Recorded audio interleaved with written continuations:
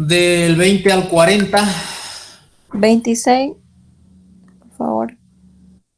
Navarro, ya. Sí, Del 20 al 40, ¿alguien más? Del 40 al final,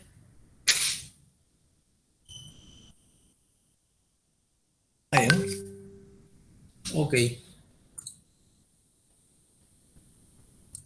bien. Vamos a continuar para terminar esta parte de este tema. Efecto de las características del diseño de seguridad. Un aspecto importante para la reducción de accidentes es poder identificar y medir la efectividad de las contramedidas que se deben implementar para mejorar la seguridad en las carreteras. El control de los accesos, los alineamientos de las vías. Este control de los accesos son, digamos, una carretera principal y un camino a un pueblito, digamos, ¿no? Entonces ese es un acceso.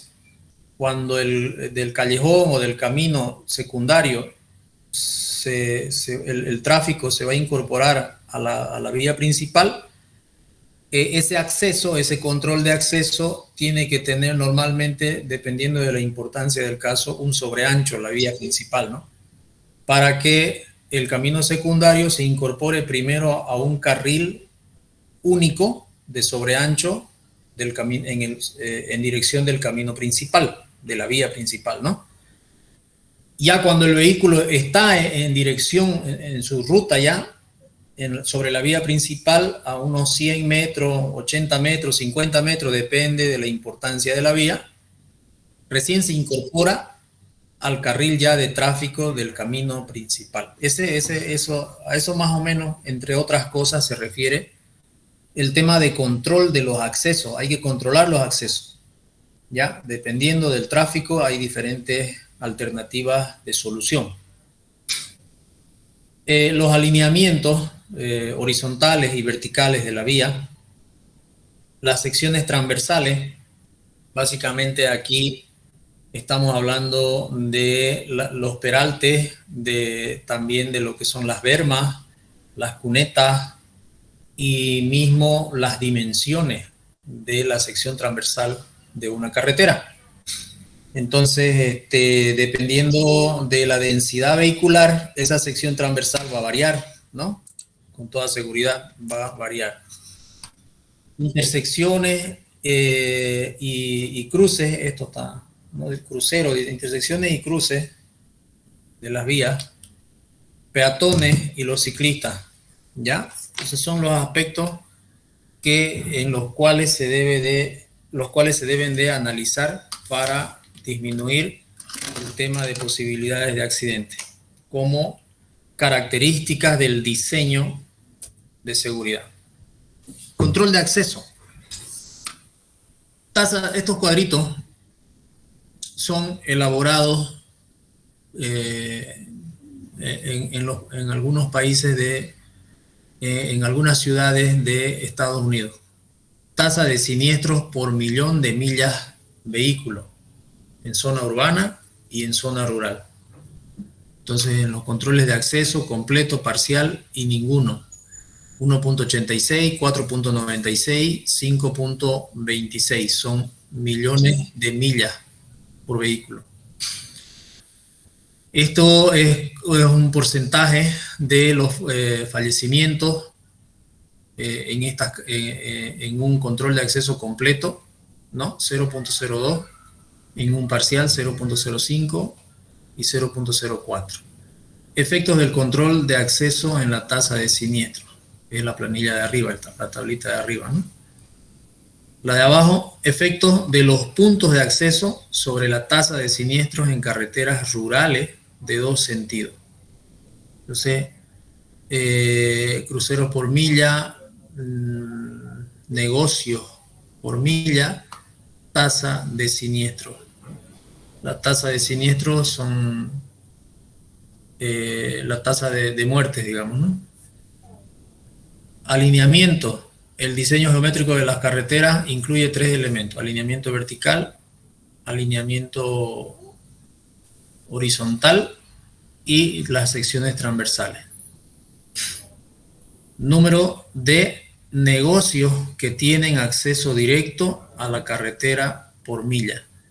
Bueno, estos son datos de las ciudades, ¿no?, de Estados Unidos. Tasa de siniestro. Esto deberíamos nosotros tener en diferentes puntos de nuestras vías también. Seguramente que pronto se van a empezar a realizar este tipo de análisis y de datos para tener estadística, ¿no?, de nuestra zona.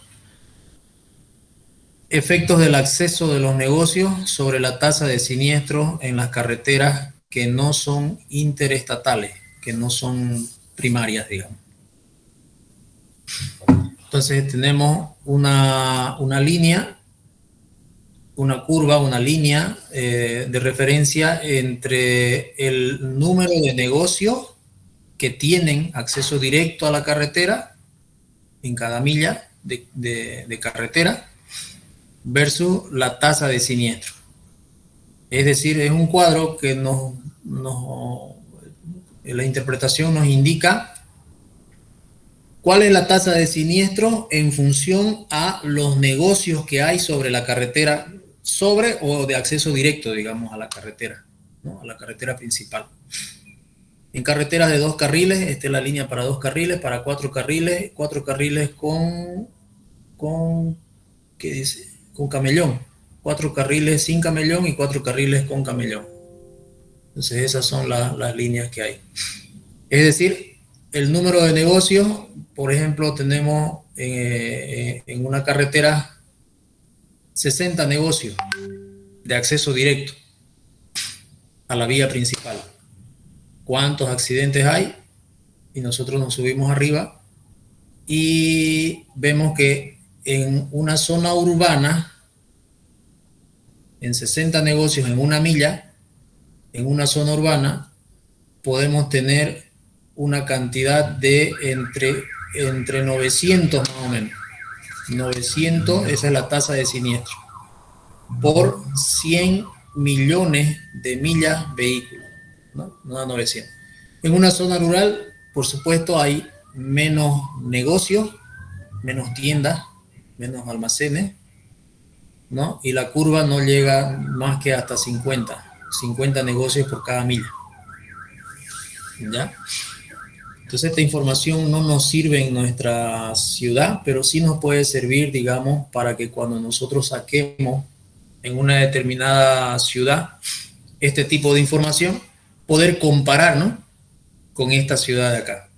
Poder comparar cómo son las curvas, ¿no? Sí, debería de tener un comportamiento similar, ¿no?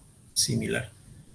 Bueno, a pesar de que en Estados Unidos hay sus normativas que regulan mucho el tema de los negocios sobre una vía principal, ¿no? Lo primero que les exigen es un retiro de la vía y lo segundo es que su parqueo es enorme, ¿no?, de un negocio, ya sea un restaurante, ya sea un mall, qué sé yo, su parqueo es enorme y no está muy cerca de la ruta principal. La sección transversal. Una de las características más importantes de los caminos que afectan a la seguridad es la sección transversal de la carretera. Entonces, tenemos nosotros la línea central, tenemos carril de la izquierda, carril de la derecha, tenemos una cuneta, ¿ya?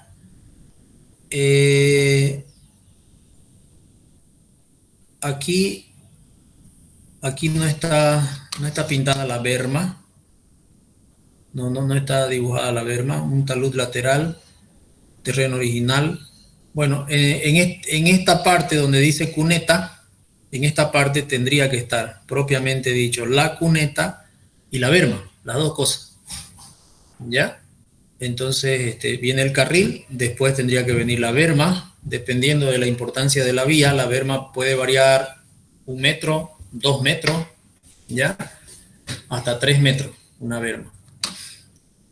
Después viene la cuneta y después recién viene el talud o el contratalud, ¿no? Dependiendo del corte transversal en ese lugar que estamos analizando.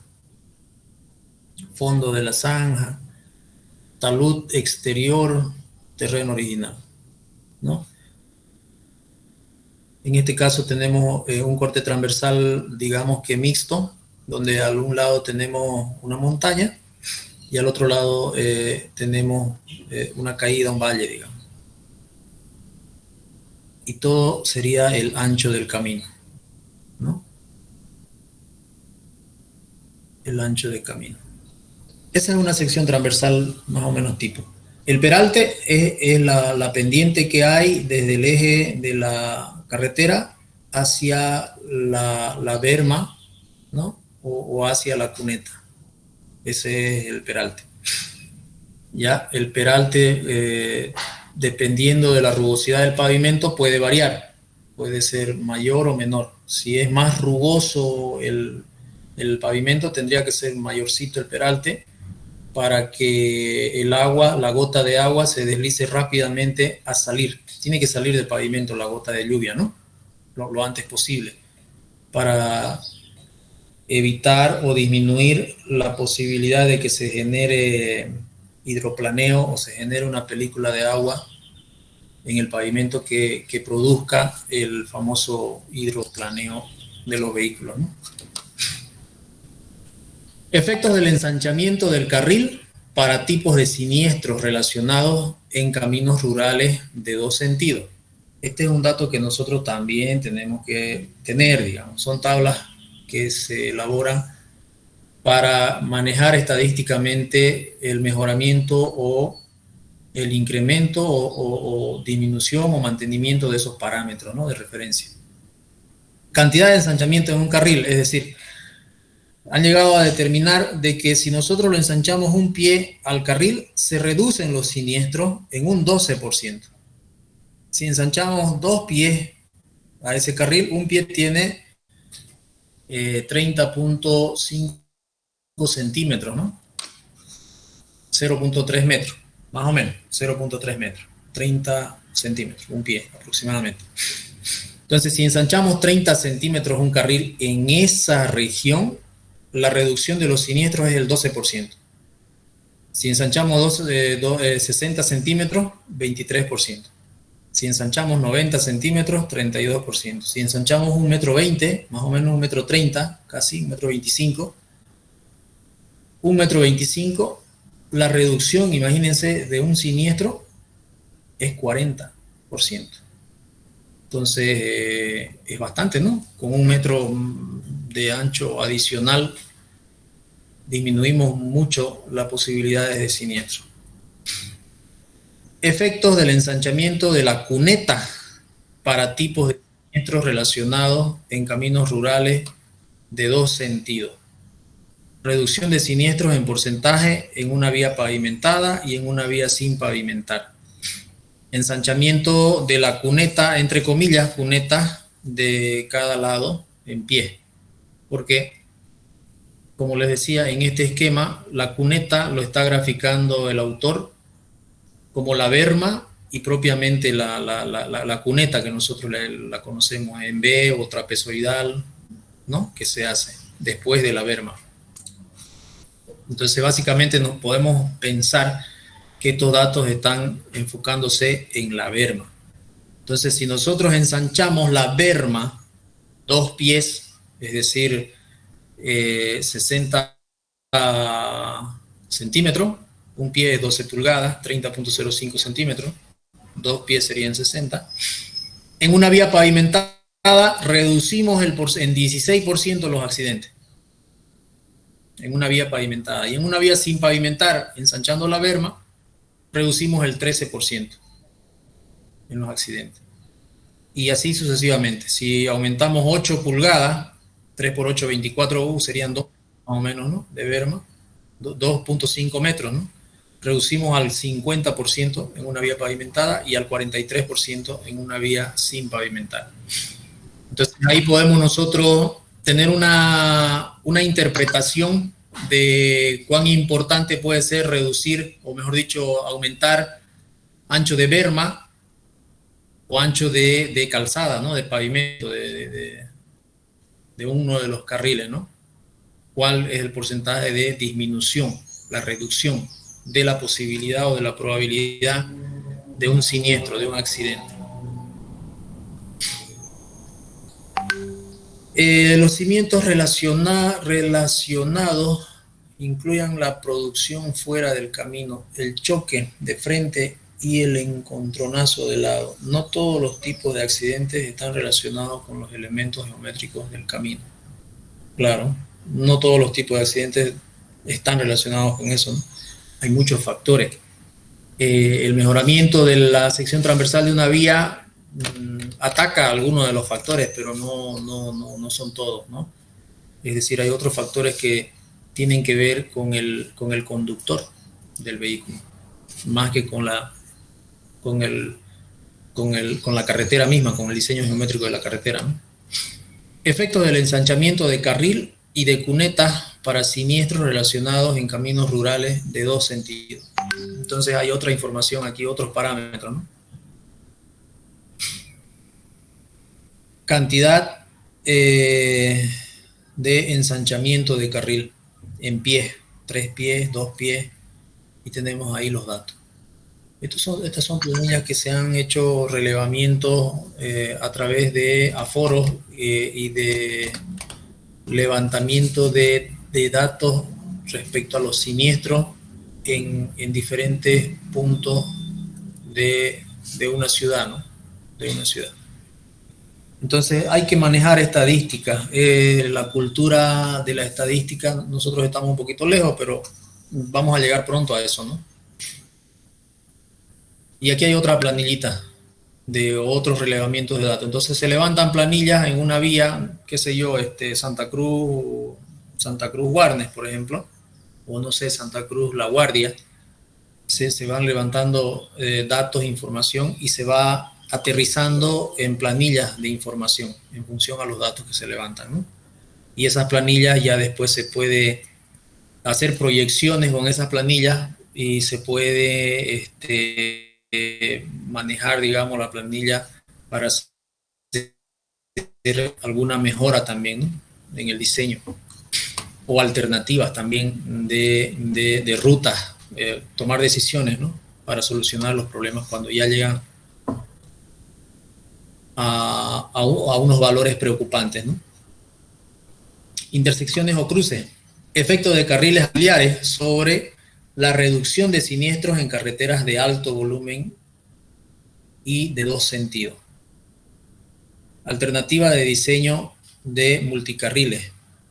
Carriles de rebase, tram corto de 4 carriles, carriles de desvío, tipo de área rural, suburbano, rural, solamente siniestros con fallecimientos más lesiones. Son porcentajes de reducción de siniestros. Estos son los porcentajes en los que se reducen los siniestros cuando implementamos un carril de rebase, ¿no? En una zona rural, etc. Tramo de circulación en la cuneta. Y aquí vemos nosotros un dibujito, por ejemplo, de rebase permitido con sentido opuesto, es decir, son los carriles de rebase que se podrían diseñar en algunos tramos de carretera, ¿no? Esto de acá, carriles de rebase, sentido opuesto, ¿no? Son longitud dependiendo de la velocidad de diseño, ¿no? Por una longitud que puede ser variable en función a la velocidad de diseño de la vía. ¿Ya? Entonces, si nuestra velocidad de diseño es 50 kilómetros por hora, por ejemplo, o 100, pongámosle, si es 100 kilómetros por hora nuestra velocidad de diseño, nosotros tenemos que suponer que hay un vehículo que va por lo menos a 80, el 80% de la velocidad de diseño, y que viene otro con una velocidad de 100 y que tiene que rebasarlo, lo va a rebasar. Entonces, nosotros conociendo el tamaño del vehículo que va a 80, que pueden ser 20 o 30 metros, un camión, un tráiler con su burro que va detrás, entonces puede tener 20, 25 metros, y con esa longitud de vehículo nosotros estimamos cuál va a ser la longitud de nuestro carril de rebase, ¿no? El vehículo está en movimiento a 80 kilómetros por hora y mide 30 metros, ¿no? 80 kilómetros por hora y mide 30 metros. Entonces, ¿qué tiempo va a tardar un segundo vehículo que viene a 100 kilómetros por hora en rebasarlo a ese vehículo? Entonces hay que calcular el tiempo que va a tardar en rebasarlo, y teniendo el tiempo que va a tardar en rebasarlo y conociendo su velocidad con la que está el vehículo, podemos calcular cuál es la distancia que necesitamos para que ese vehículo que viene a 100 rebase al que viene a 80, ¿no? Y esa longitud es la que se determina como carril de rebase. Tramo corto de 4 carriles, estos tramos también son para facilitar, digamos, el rebase. Cuando nosotros tenemos un camino de 2 carriles que no tiene mucho sobreancho por algún motivo, es difícil pasar, pues, ¿no?, de un vehículo al otro sin invadir el carril. Es imposible, digamos, sin invadir, ¿no? Es imposible, digamos, ¿no? Entonces, en esos casos se tiene que diseñar estos sobreanchos cada cierta distancia en función a la densidad de flujo vehicular. Y se diseñan estos sobreanchos, ¿no? Tramo con cuneta ¿qué dice? Tramo con cuneta transitable. O sea, son bermas estas, ¿no? Este término de cuneta en realidad son bermas, ¿ya? Entonces, estas bermas se vuelven transitables cuando miden arriba de 2 metros. Cuando miden arriba de 2 metros, 2 metros 50, 3 metros, se consideran transitables. Cuando miden menos, no son transitables, son de paso nomás, ¿ya? Entonces, hay cunetas transitables de 3 metros. Ahí entonces se puede hacer el adelantamiento por la cuneta, ¿no? No necesitamos hacer esto sobre ancho.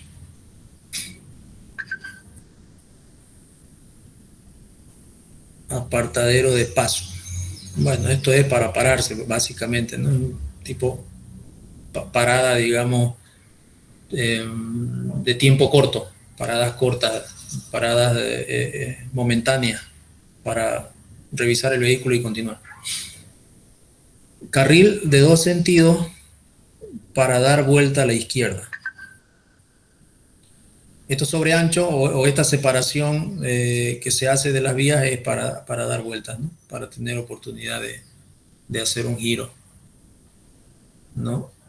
Eso. La capacidad para el tránsito que se aproxima desde la calle que cruza depende de contar con una línea nítida de visión diagonal. La señalización, muy importante en una vía. Otro aspecto es la visión. Nosotros como diseñadores de una vía urbana o rural tenemos que garantizar la visibilidad que debe tener el conductor, ¿ya? Entonces, hay normativas que prohíben la construcción o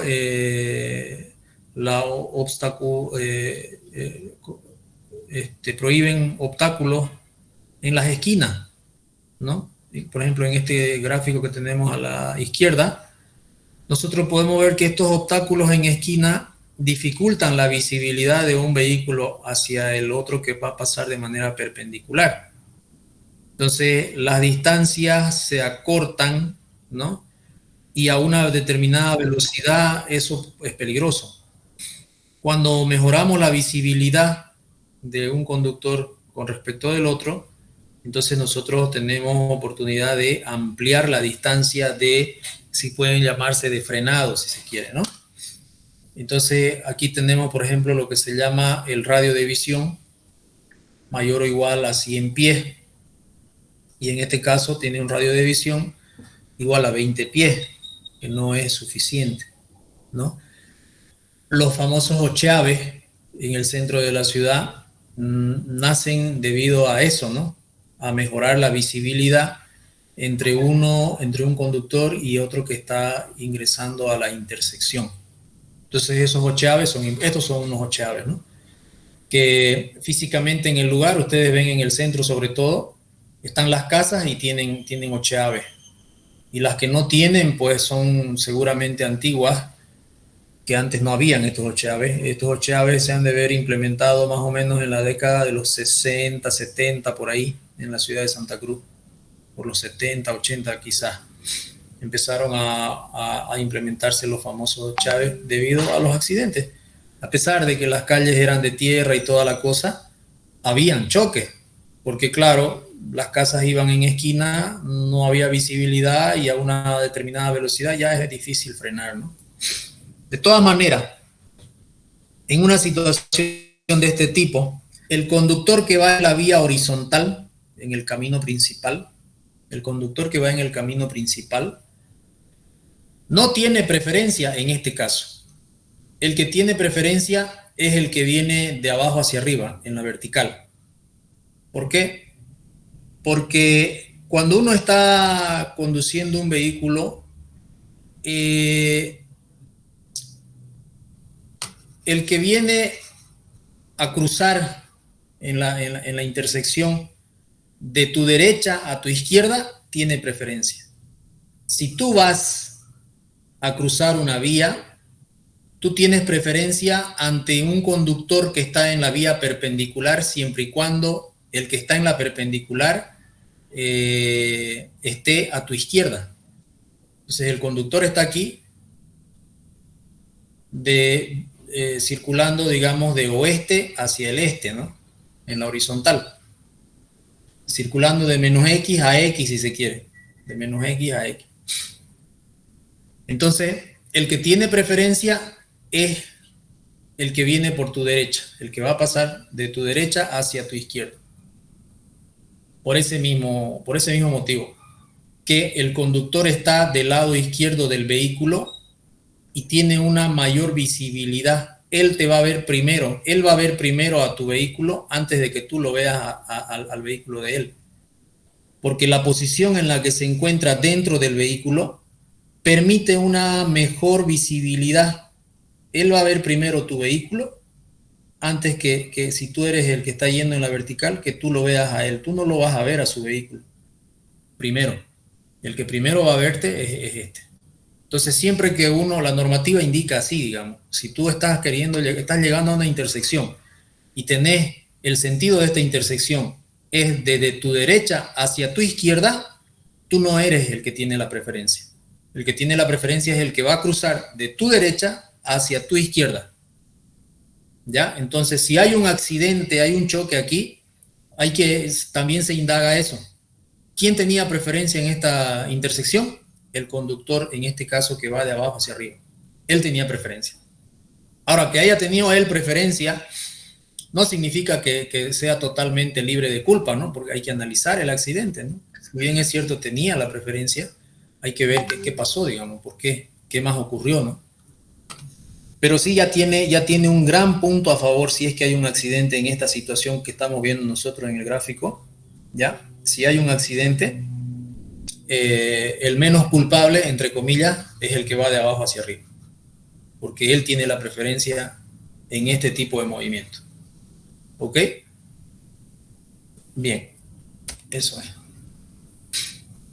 Tipos comunes de siniestros peatonales. Repentina en el arroyo. Es decir, este primer cuadrante de los dibujos ocurre bastante, ¿no? Ocurre mucho en todas partes del mundo, no solamente en nuestra ciudad.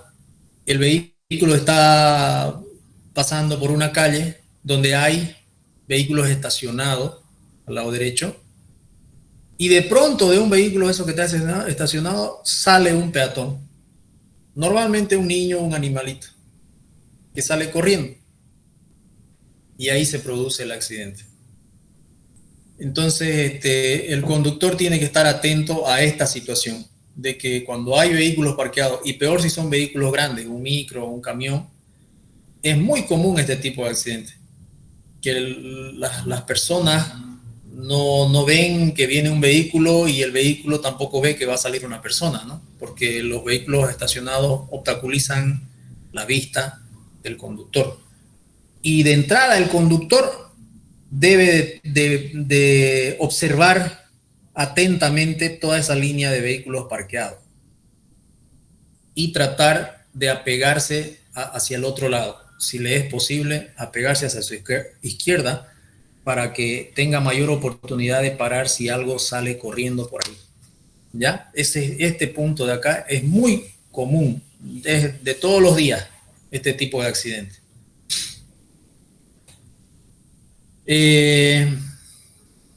Cruzar un crucero, la bocacalle, apresuradamente.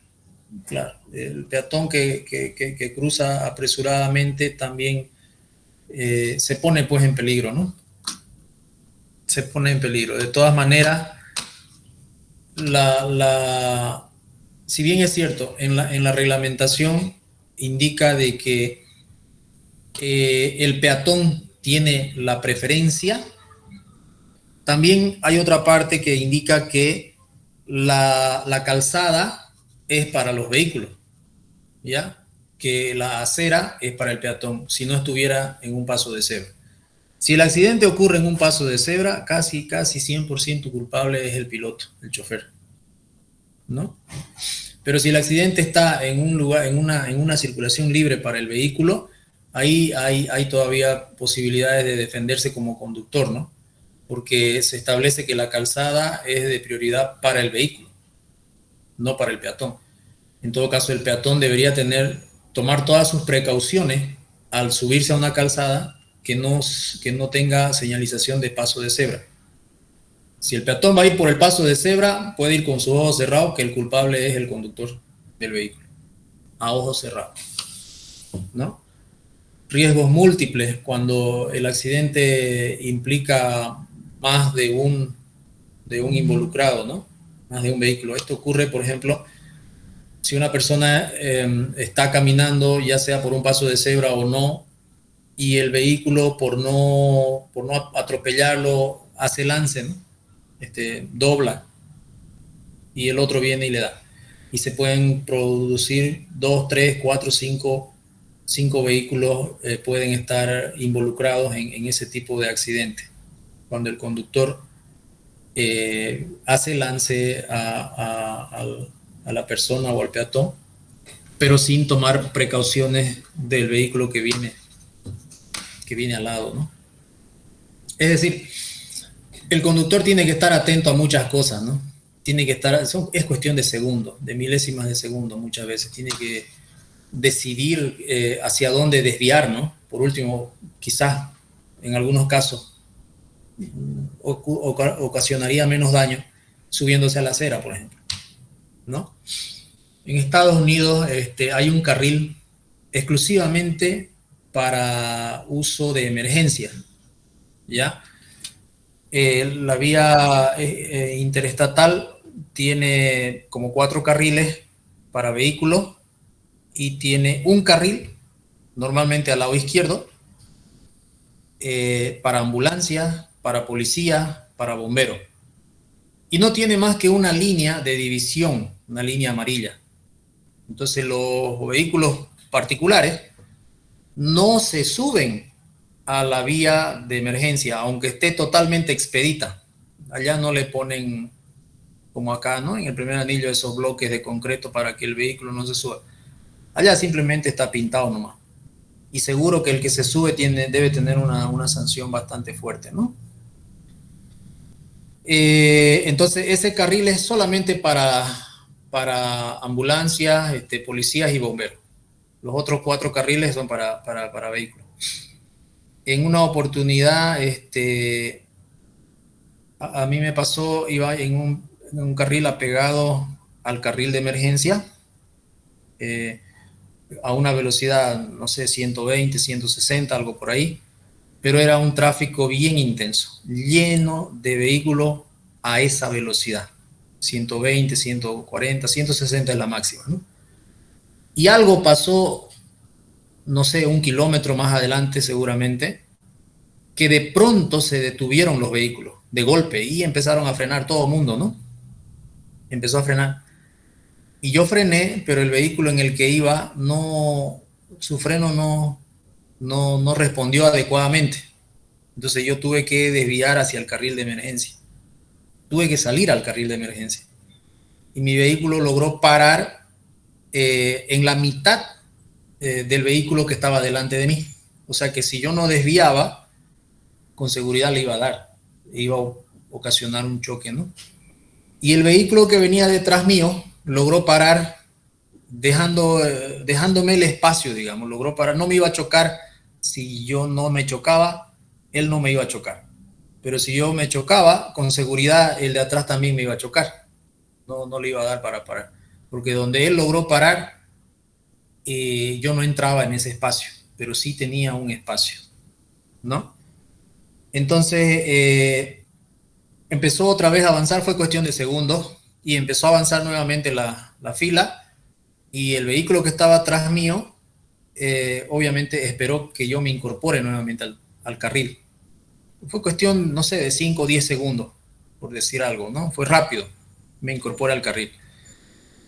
Eso no hubiera pasado si se hubiera ocurrido acá, digamos, ¿no? El vehículo que estaba atrás mío no me iba a dejar entrar ya a mi carril, se iba a meter y me iba a dejar en el carril de emergencia. Quizás el de más atrás tampoco me hubiera dejado y no me hubieran dejado entrar al flujo vehicular, ¿no? Pero allá tienen otra forma de pensar, a pesar de que el flujo vehicular es muy intenso, ¿no? Un vehículo tras de otro a 100 kilómetros por hora. Entonces es bien complicado. Pero es una de las cosas muy interesantes que tienen un carril exclusivo para ambulancias, para policías y bomberos. Genial, ¿no? Es un espectáculo y nadie invade ese carril. Si hay una emergencia, pasa la policía un tiro por ahí, o lo que tenga que pasar. Aquí no, ustedes ven esas pobres ambulancias, hacen malabares para pasar, ¿no? Se suben a las aceras, a la pucha, y andan tocando bocina y su sirena, y todavía los otros andan correteando por detrás de la ambulancia, todo un desastre, ¿no? Entonces es complicado, nos falta mucho para... Pero eso cómo se logra, con una socialización intensa, ¿no? Intensiva, cosa que tampoco todavía no se ha implementado en nuestra ciudad. Tiene que llegar el momento, tiene que llegar. Cuando de verdad se implemente un departamento de tráfico y transporte en la ciudad de Santa Cruz, tiene que haber un equipo de concientización, de capacitación y concientización intensa, sí, con mucha fuerza de voluntad, sin dar paso atrás, sin acobardarse, constancia, perseverancia, y en unos 10, 15 años los resultados se van a ver claramente. No es implementar una capacitación 2 semanas y aburrirse, cansarse, olvidarse porque dicen, no hacen caso, es en vano. No es en vano.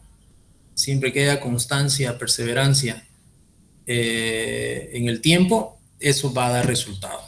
Tiene que dar resultado, ¿no? Y obviamente tiene que ir acompañado con sanciones también, pues, ¿no? Vehículo que da vuelta o se incorpora al tránsito principal. También es un factor de accidente. Los vehículos que van a incorporarse al tráfico principal, tránsito principal, deben tener en cuenta dos cosas. La primera, deben de calcular la distancia a la que viene el vehículo sobre la vía principal.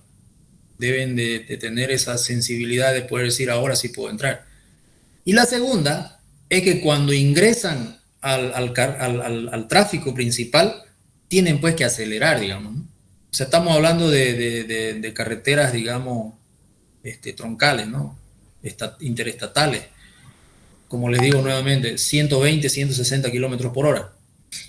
No que entran a la vía y todavía están ahí entre que le doy y no le doy, digamos, ¿no? Entre que acelero y no acelero. Y algunos entran y se paran en la mitad, digamos, esperando a ver si el otro va a parar o qué va a hacer, digamos, si ya lo trancaron, digamos, ya lo trancaste, entonces ¿qué esperas que haga, digamos? ¿No? Y se quedan mirándolo ahí, hasta que se para y recién arranca. Entonces, esas cosas no tienen que pasar, pues, ¿no? No pueden pasar. Y ahí se producen, obviamente, los accidentes. Ahora bien, cuando uno ingresa a un carril de alta velocidad en una determinada intersección, debe ser consciente de que el carril de la vía, si es una vía de 2 carriles, el carril de la izquierda es de alta velocidad, el carril de la derecha es de baja velocidad. Eso es una regla mundial. No es que es aquí en Bolivia o en no, el carril de la izquierda es de alta velocidad y el de la derecha es de baja velocidad. Si tú vienes de una calle que está, digamos, a la izquierda de la vía principal, vas a entrar a la vía principal, entonces no te pongas en el carril, en el primer carril que llegas, es decir, que es el de alta velocidad. Tú estás entrando por la izquierda de la vía. No vas a entrar a ese carril, porque ese carril es de alta velocidad y tú estás iniciando tu movimiento después de la intersección, estás partiendo. ¿Qué te hace pensar que en 2 o 3 segundos vas a agarrar una velocidad de 100 kilómetros por hora? Porque ese carril de alta velocidad vienen los vehículos a 100, 120, 160 kilómetros por hora. Lo ves lejos, pero en 2 segundos están ahí. Lo que tú tienes que hacer es esperar en la intersección y ver de que los 2 carriles no tengan vehículos que te permitan cruzar al carril de la derecha. Porque eso es lo que tenés que hacer. Entrar a la vía principal, si estás entrando desde la izquierda, tenés que cruzar al carril de la derecha. Y ahí empezás a arrancar, a agarrar velocidad para luego recién, si vas a ir a 120, 160, trasladarte al carril de la izquierda, ¿no? Hay muchos conductores que ingresan directo al carril de la izquierda pensando que lo hacen bien porque como es el primer carril al que acceden, entonces como que es más fácil para que el otro cruce por la derecha. No es así. El que te va a cruzar primero, otra regla más que estás infringiendo, es que el que va a pasar siempre pasa pues por la izquierda. No debe pasar por la derecha. ¿No ves? Hay muchas veces que las motos te adelantan por la derecha. Y la norma dice que el adelantamiento tiene que ser por la izquierda. Si ocurre un accidente, el culpable es el que estaba adelantando por la derecha. Él tiene la culpa, pues no. Es prohibido adelantar por la derecha. Entonces el conductor no lo ve, pues. No lo va a ver al que está queriendo adelantar por la derecha. Se supone que nadie tiene que adelantar por la derecha. Él está atento al que va a adelantar por la izquierda y le da espacio, ¿no? Entonces el que viene de la vía, accediendo a la vía principal, tiene que esperar en la intersección hasta que le permita cruzar al frente y ponerse en el carril derecho hasta agarrar una velocidad adecuada para recién incorporarse al carril de alta velocidad. Y no es meterse al carril de alta velocidad porque el que viene por detrás viene a 160 y te va a alcanzar en los primeros 30, 40 metros y de pronto no frena, no le da para frenar y se produce un accidente.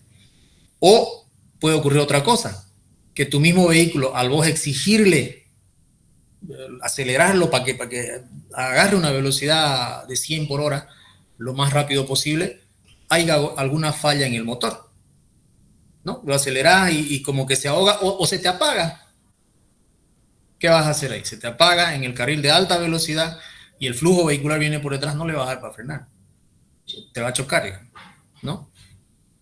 Hay muchos motivos que se pueden dar en esa situación. Hay muchos factores que se pueden dar en esa situación para ocurrir un choque. Tienes que entrar y ponerte en el carril de la derecha para disminuir las posibilidades de accidente, ¿no? Entonces eso dice en la normativa. Eso hay que tener muy en cuenta. Las paradas de autobuses. Revisarlo eso. Ya lo dije. Llevárselo Ya se lo llevó Silvano. ¿Qué dijo? Que presente mediante oficio. Te lo firmo entonces. Aquí en el vicedecano. Sí, el vicedecano.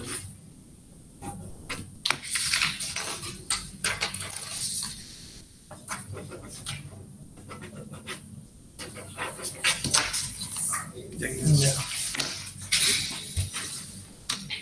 Parada de autobuses.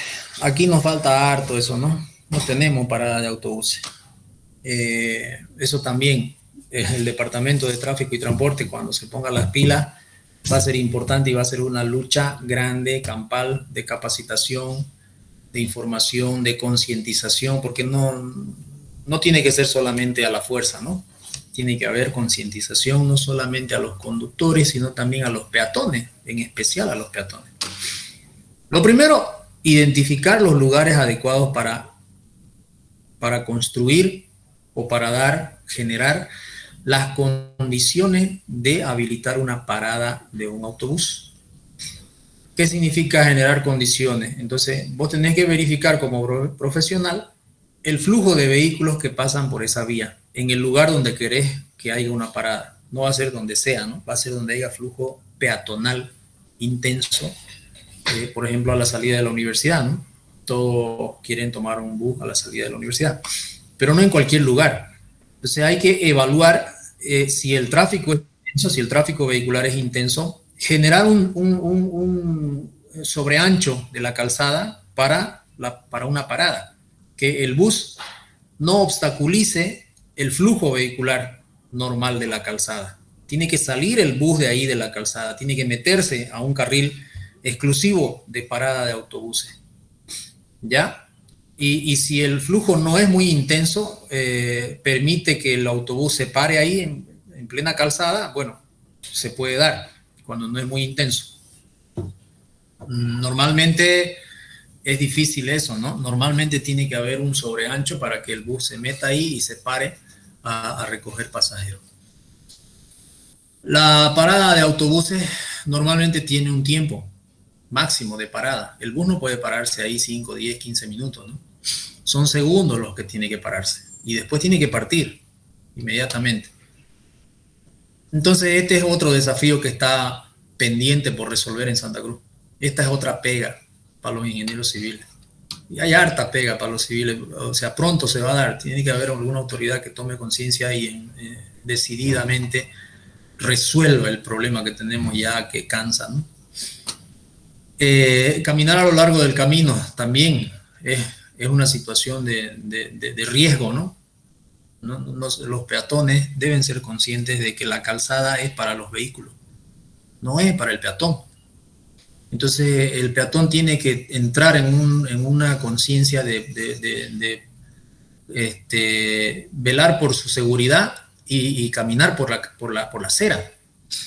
Entonces el gobierno, a través del Departamento de Tráfico y Transporte y su Departamento de Infraestructura, deben de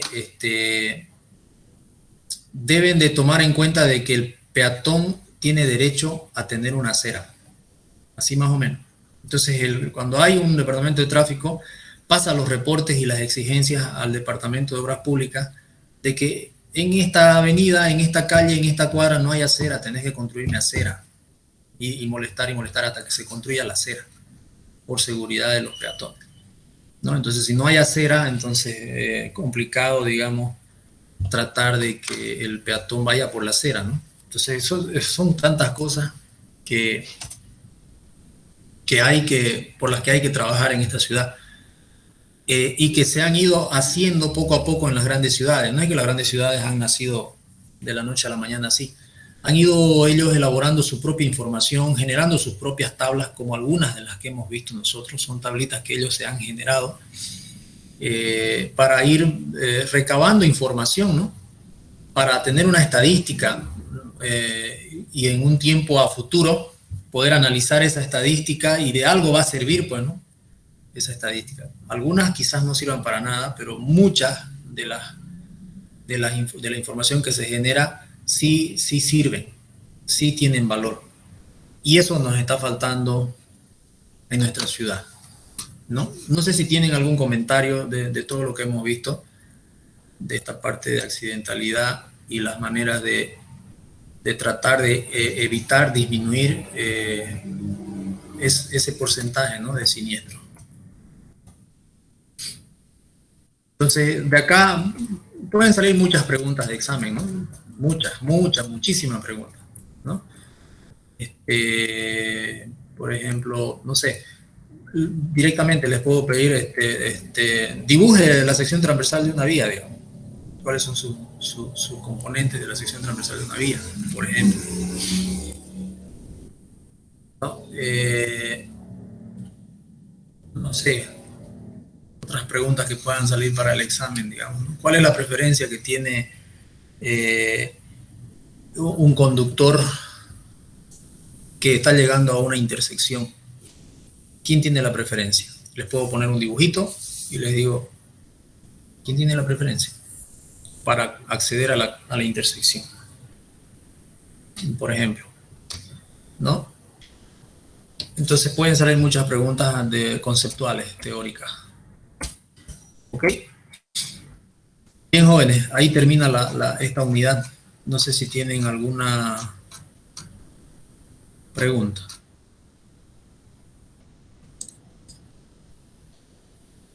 Hasta aquí. Yo creo que va a ser hasta aquí. Seguridad de las carreteras. Se los he enviado yo las presentaciones, ¿verdad? Ya, de todas maneras, no solamente va a ser la presentación de PowerPoint, van a ustedes a revisar. Esta información es una síntesis del libro de Garber, de tráfico de Garber, este de aquí, Ingeniería de Tránsito y Carretera, de Nicholas Garber. De acá ha salido esta información que les he pasado, entonces acá hay mucho más, digamos, ¿no? Hay que darle una leidita, ¿no? Ok. Bien, chicos, ahí vamos a quedar, nos veríamos el día martes, ¿ya? El día martes vamos a definir la fecha del examen, para que ya la tengan clarita. ¿Ok? Bien, hasta luego, jóvenes. Cuídense. Estén bien. Hasta luego. Okay. Chao, ok, chicos. ingeniero. Y gracias por el apoyo en el día de ayer, pues, ¿no? En la facultad. Ayer. Estuvo muy interesante y les cuento que ya tenemos casi el 50% de las solicitudes a punto de entregar. Yo creo que mañana nos van a entregar. Es decir, cuando se enojan los de contabilidad, creo que trabajan grave. Estaban bien enojados. Así que funcionó. Queremos transmitirles que funcionó. Y seguramente, a más tardar la siguiente semana, si siguen a ese ritmo, hasta la siguiente semana vamos a tener todo. El día lunes van a llegar todos los urinarios, las tazas, los grifos y algunos lavamanos que estaban solicitando la compra, ¿no? Entonces, hasta miércoles o jueves creo ya eso va a estar instalado. Y como otras cosas, ¿no? O sea, les digo, fue oportuno, creo. ¿Y los trabajos de plomería, ingeniero? Esos son, pues, los trabajos de plomería. Primero, el subdecano había dicho ayer que hoy iban a destrancar las tuberías y hacer una limpieza. Y obviamente para instalar los nuevos grifos, los nuevos sifones, algunos urinarios quienes fueron a hacer el levantamiento a los baños fue el departamento del DEU de la universidad. Ellos han ido a hacer un levantamiento y nos han pasado a nosotros qué cosas necesitábamos pedir para comprar. Entonces yo he visto que han puesto un lavamanos, creo, he visto también dos o tres inodoros y también he visto urinarios y he visto las baterías de los baños, de las tazas, ¿no? La bombita esa, como unas 8 o 10 creo que han puesto ellos ahí. Entonces yo entiendo que seguramente están rotos, pues algunos inodoros, algunos urinarios y algunos lavamanos, debe ser que lo han pedido ellos porque está roto, pues, ¿no? Entonces eso se había solicitado ya pues hace casi un año, ¿no? Pero la idea es que primero destranquen todo, que esté funcionando y después recién instalarlo. Y esa instalación estoy estimando que se pueda realizar la otra semana, el día miércoles, jueves, entre miércoles, jueves y viernes tendrían que estar instalándose. Entonces, como les digo, fue increíble. Habían sabido trabajar bien esos muchachos, cuando quieren. Ok, entonces gracias por ello. Esperemos que no tengamos que volver a tomar acciones de ese tipo, que todo siga fluyendo y que terminemos nuestra programación del año de manera adecuada. ¿Ya? Hasta luego, jóvenes, se cuidan. Nos vemos el día martes.